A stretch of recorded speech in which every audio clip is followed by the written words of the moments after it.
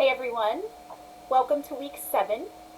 I know you might still be working on the items from week 6, especially that rough draft, and that's okay.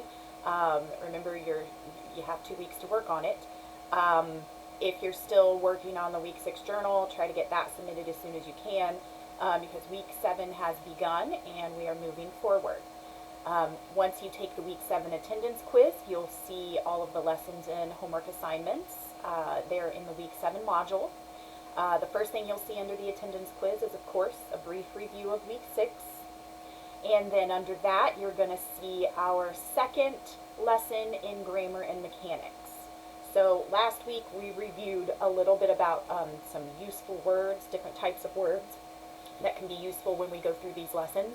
And then we also did a review of sentence fragments and run-on sentences and comma splices. If you did not get a chance to go through those 2 lessons last week, please do so. Sentence fragments and run-on sentences and comma splices are the 2 most common errors in student writing, and so you need to make sure that you know what those errors are, what they're all about, and how to fix them. Okay? The 3 lessons that we're going to cover this week, though, the first one is a lesson on eliminating ineffective writing. Okay, so this isn't necessarily a grammar or mechanics error that we're talking about here. It's more of a style issue and just making sure that your writing is, stylistically at a level that it should be. So please look over that handout and watch the video. The next lesson is on modifiers. We're going to be looking at misplaced modifiers and dangling modifiers. This is probably something that you have not really heard about. It's not a common lesson that gets, discussed when we talk about, writing skills, but they are errors that show up pretty frequently in student writing. Not as much as sentence fragments and run-on sentences and comma splices, but still fairly common. So please look over that handout and watch the video.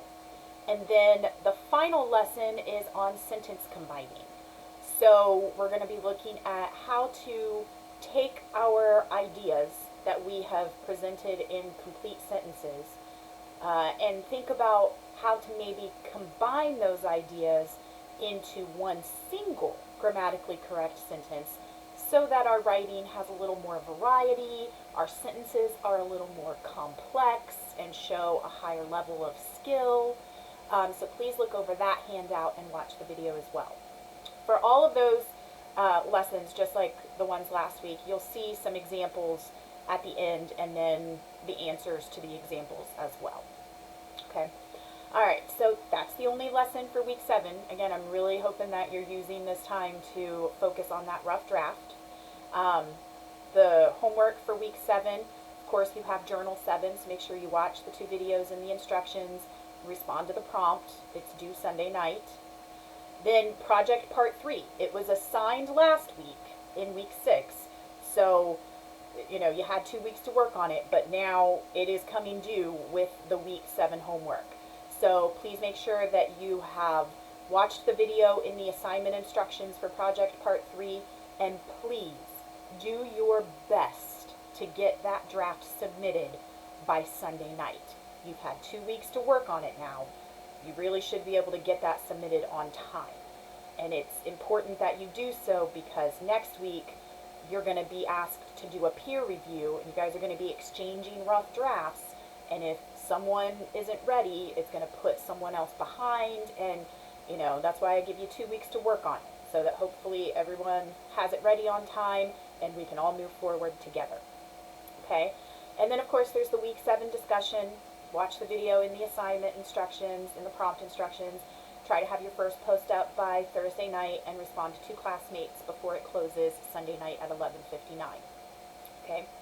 So that's everything for week 7. If you have any questions or run into any problems throughout the week, let me know. Otherwise, you're free to go ahead and get started on it.